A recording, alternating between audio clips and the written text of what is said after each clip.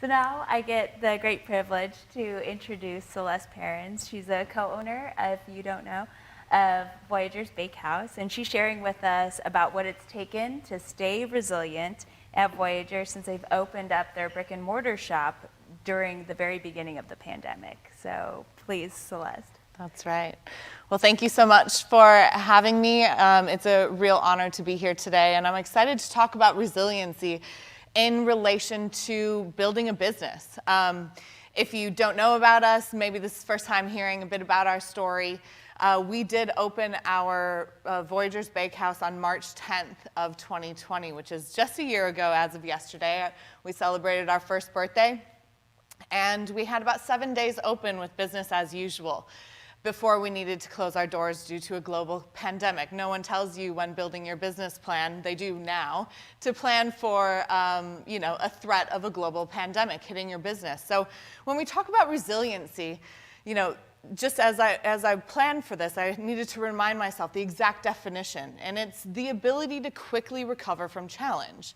And so what has allowed us to evolve and think on our feet through this unprecedented time where we, myself and my husband, who own Voyageurs Bakehouse, have put everything in our lives on the line and needing to make it work.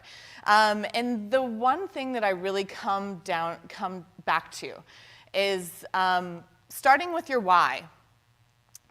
So I get this from Simon Sinek, who you may know his TED Talk, Start With Why. And through that, he talks about, really honing in on that why. And I remember someone sharing with me throughout the time about when you have the bigger the why, the easier the how. And so for us, the entire process of building a business has been about remaining true to our why and being really crystal clear about that why. And I'm going to share with you some of the drivers to that success and how that's played out in our business and how that's allowed us to be resilient. One of the takeaways and things that Simon Sinek in his TED Talk talks about is that people don't buy what you do, they buy why you do it. And this is so powerful. He compares it to Apple, in that people buy why they do make their products. It's just a computer, right? And so I like to think about that in context of what we do, right? At the end of the day, we sell sourdough bread, cinnamon rolls, coffee, cakes. I mean, they're not life-changing products. Of course, they've changed my life in certain ways and elements, but it became more about why are we doing this. And so I want to share with you a bit about our why. Our why has been to bring a unique experience to Green Bay, to our community, through our life experience prior to being here, opening our business. It's been about connecting with the community, about connecting with local farmers, with local artisans, other people doing incredible work that we could incorporate into what we do and put them on showcase. It's been about creating an atmosphere where people feel welcome, where they feel accepted, where they just get asked about their day, and I hope that that is truly how people feel when they do walk into our bakehouse. And these whys trickle down through every element in what we do. And when thinking about the year of 2020 and the challenges that were put towards us, it was about, okay, and why do we want to keep going, right? So when those challenges come, why and how are we going to pick ourselves back up quickly? So one of the things I want to talk about is this organic journey that we've had. We are two pretty normal people that had an idea, but we're really clear on our why. And we have done what we can in the best of our abilities to tell and share that with people through the means of getting started at farmers markets. We didn't have this bakehouse right at the beginning. We tested our concept. We talked to people, we got their insight, we got their feedback. We did a Kickstarter campaign. We raised an amazing amount of money from our community to help fund the purchase of our oven, which is kind of the heartbeat of a bakery. We've had incredible community support. I mean, that is just like, I can't tell you the number of emails, the words of encouragement, the phone calls, the gifts, things that our community showed up for us that really was a source of feedback for us as entrepreneurs about what we're actually doing, that the why was shining through.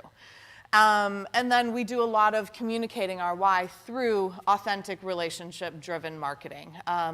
These are conversations that we feel we can have through places like social media, through emails, and then continue that conversation when we get to meet people in person. So, we've had this organic journey that really, again, it's all about coming back to our why.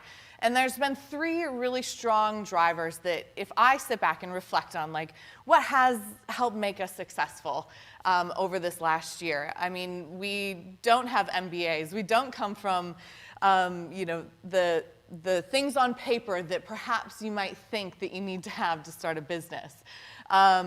There's been 3 really strong things that stand out to me. The product, our company values, and storytelling. And our whys, our why we do what we do, is infiltrated across all 3 areas of this in our business. And I'm going to use one example about how that happens, right? So one of our whys has been to, we make bread. It's a fermented, handcrafted product. Ben, my husband, has learned this craft through watching YouTube videos, studying books, etc. But one of the things that was non-negotiable for him at the beginning was from day one, the first loaf that was ever made, that there was grain that was sourced within an hour's radius from Green Bay. That he wanted to make sure that the circle of economy was kept in our area. So what does that do for our product? There's beautifully grown grains that are being stone milled that go into this product that make it unique. We have relationships with these farmers. We know them. It's the same thing with any of the eggs that are used in any of our products. They're sourced from Seymour. Organic pasture-raised eggs. We know the farmers. We see them every week.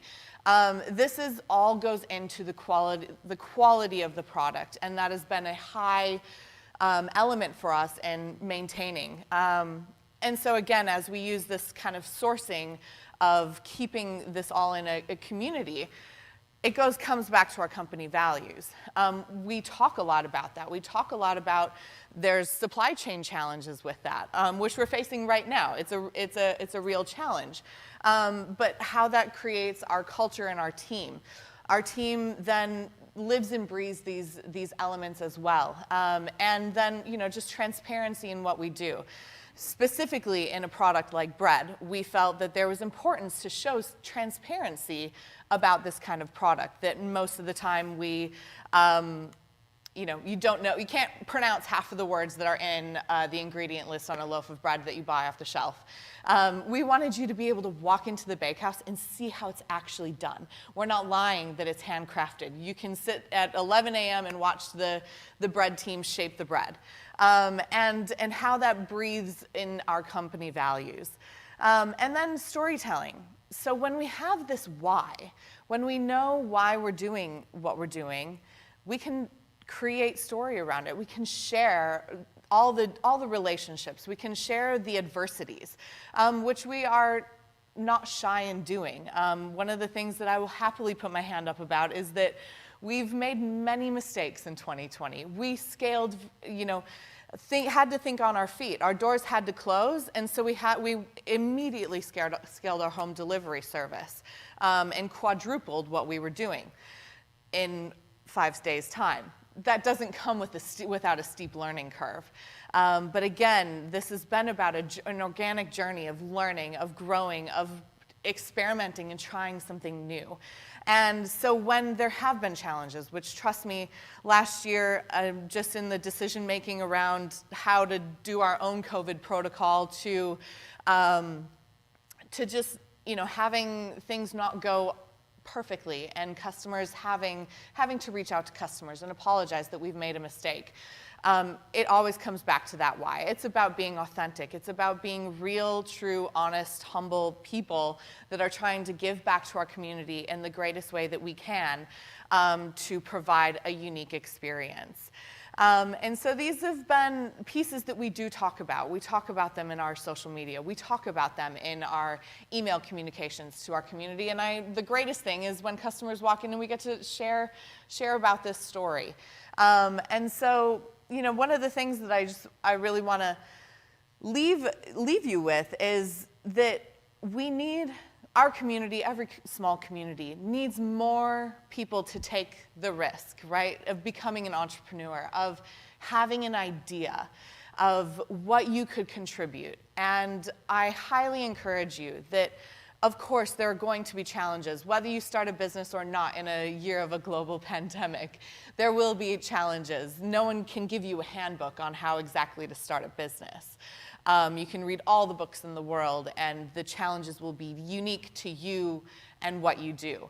But start with your why, because as soon as you know crystal clear why you're doing what you're doing in a way that you feel proud of, that you can stand at the top of a rooftop and tell your community why you're doing what you're doing, then figuring out how to do it will become that much more simple. And I just encourage you to, try it out in different ways, in small capacities, where you don't have to raise a huge amount of money to do something. There are ways to start and test something, and that will fuel you, and it will fuel this community. And I think, for us, again, I say, we're not making a life-changing product. I think we drive ourselves on having purpose and impact, and so our whys are the ways and the avenues through which we feel like we can contribute and have purpose and impact. So that is, to me, what for resilience and how to pick yourself back up through adversity and challenge. When you know that why, how to pick yourself back up on that next day becomes that little bit easier. Oh my gosh, thank you so much, Celeste. Yes, thank you. Thank you for being so flexible and durable, you and your team, because we have had our stressors reduced by enjoying your delicious bakery throughout the pandemic.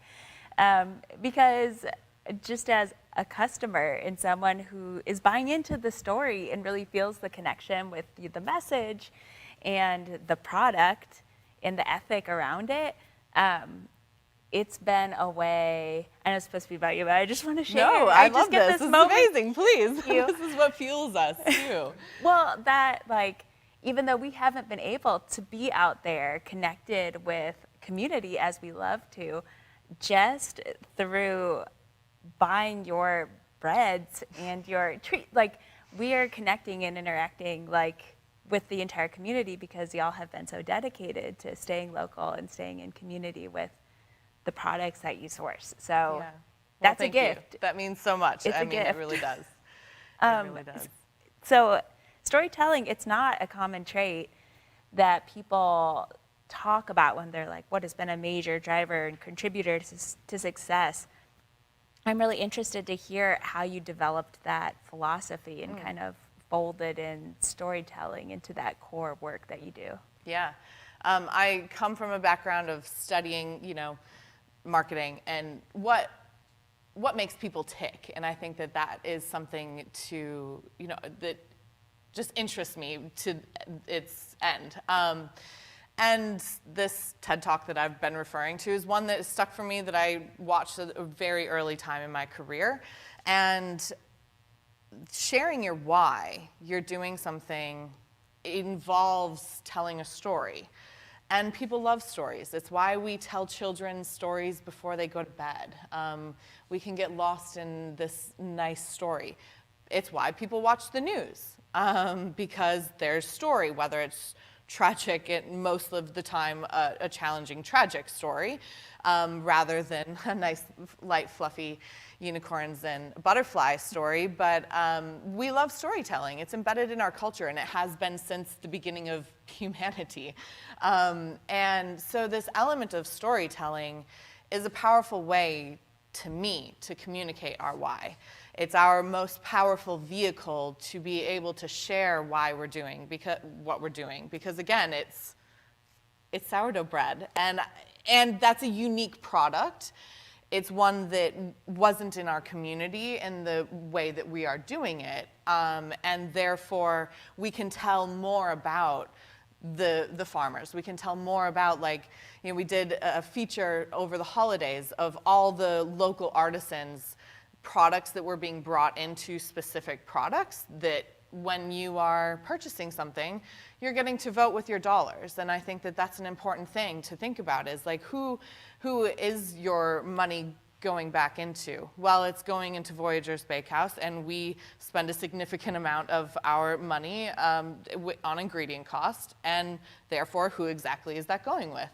That transparency in and of itself, I think, is such an important thing from an integral, high integrity, ethical part of a business, that we're so inundated with fluff that doesn't really matter in our lives. And so I think that this storytelling element cuts through for people, where they're like, yes, that's real, I want real.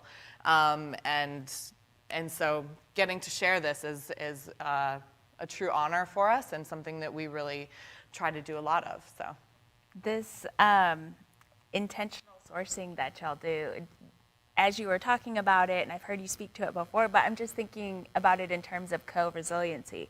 It's not just you and your family and Voyageurs Bakehouse. It's co-resiliency. You're lifting up absolutely all of the other artisans and farmers and producers that are contributing to your product, and how powerful that is. It is. And it's, it's something that other business partners of ours do with us, right? So we also provide wholesale product to many restaurants in the area. And those are restaurants who also share this value, that they are, instead of buying from a massive, nationwide burger bun supplier, they spend that little bit more to purchase it with us. And that's the sort of value that we hope to exchange and create this mutual vibrancy in lifting up our local businesses and economy. We're getting tons. So again, if we don't get to your questions, we'll make sure that we get all of them answered from all the presenters tonight, because so many good ones are coming in. So, someone's saying, for my first visit to Voyageurs Bakery, what should I buy? Oh my goodness. Well, I would highly suggest that you walk out the door with a loaf of bread. It is, it's a unique experience. There's something about slicing into a whole loaf of bread, and the crusty bits that like scatter off on your countertop, and it's rustic and it's real and it's visceral and like tangible. There's something beautiful about that experience, and you get to share it. And for us, another why has been to gather people around a table, which in 2020 was not perhaps as much that we talked about, but that's truly what we want to do. So walk in, grab a loaf of bread, whatever kind of really appeals to your palate, and what you are hoping to make that week. I would also highly suggest either our espresso rye chocolate chip cookie or our sourdough cinnamon roll, both of which have been products that we started with as a business, and that we really, again, this core element to us is about the products that go into that. And I could tell you a lot about the suppliers and the people that are helping to make the product that go into that. And so it's sort of a bite of our brand's mission and vision in those two products, along with the bread. All right, well, I'll try not to shame anybody who hasn't been there yet, because there has been a global pandemic. But make sure you get there as soon as you can, and you also take online orders. Yes.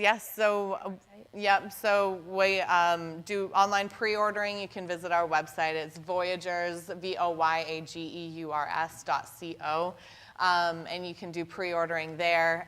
Stop into the bakehouse, have lunch, grab a coffee as well. And we do home delivery. That was a big part of our resiliency of last year, was bringing our product to you. And again, it's the experience and something just unique and different to have fresh bread left on your doorstep for you when you get home from work, and maybe a treat or two as well. So yes, Thank you give us so a try. much. Yes, please give them a try.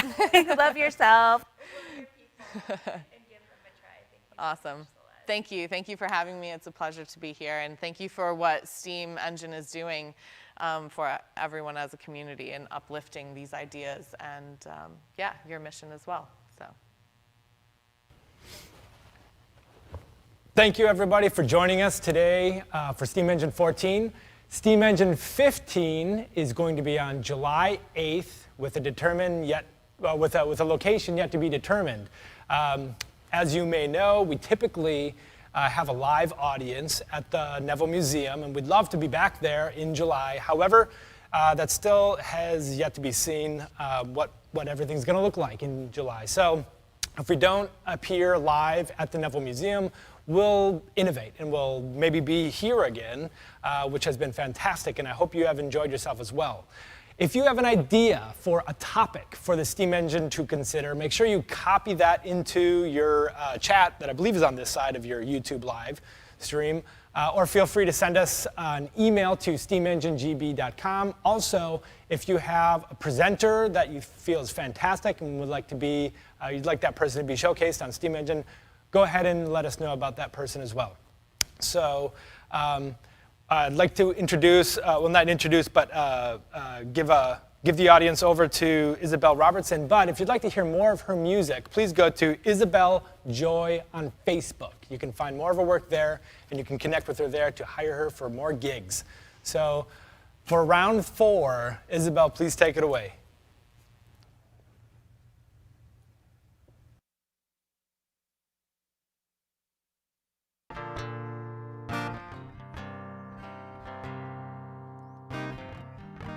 You shout it out, but I can't hear a word you say.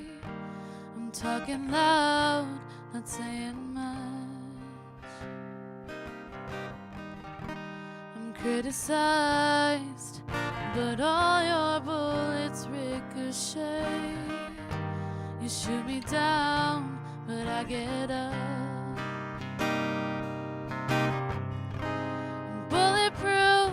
Nothing to lose. Far away, far away. Ricochet, you take your aim. Far away, far away. You shoot me down, but I won't fall. I am titanium.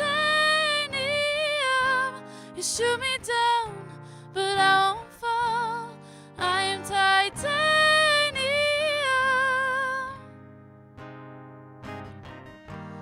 Cut me down, but it's you who have further to fall.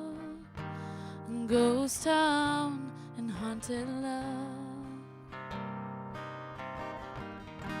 Raise your voice. Sticks and stones may break my bones. I'm talking loud, not saying much. I'm bulletproof, nothing to lose. Far away, far away. Ricochet, you take your aim. Far away, far away. You shoot me down, but I won't fall. I am titanium. You shoot me down, but I won't fall. I am titanium.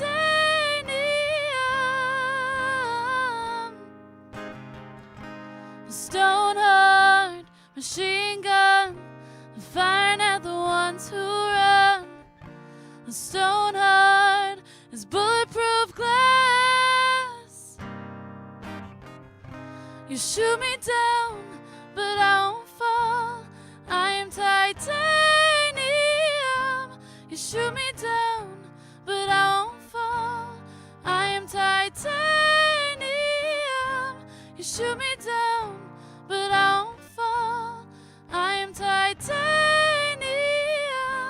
You shoot me down, but I won't fall. I am titanium.